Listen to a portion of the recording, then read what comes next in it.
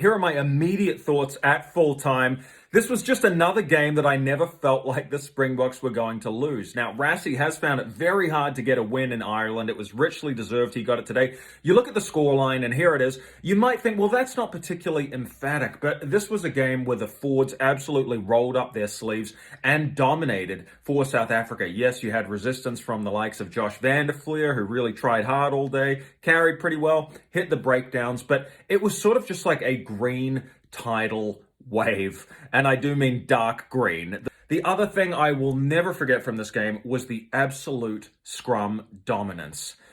Man, the sight of that Irish pack just backpedaling is kind of indelibly locked in here. It was so dominant at one point, the ref had no choice but to award a penalty try to the Boks. They just splintered that Irish scrum right up the middle. Malcolm Marx was just shooting through the middle like a rocket.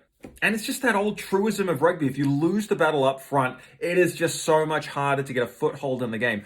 Irish kicking was okay. There was perhaps parity at best. But, you know, I've talked about the explosive power of the forward pack. You then look at the back line, and there were just more superstar performances from the South Africans. Sasha Feinberg Ngomazulu scores another individual try. Kobus Reinek, he snipes and scores. This was just kind of the greatest hits from the South African back line. Stuff we've seen all year, but it came from that foundation up front. Now, until somebody manages to compete at the set piece with the South Africans, particularly the scrum, they're just going to go from strength to strength, and they're not losing their world number one ranking anytime soon.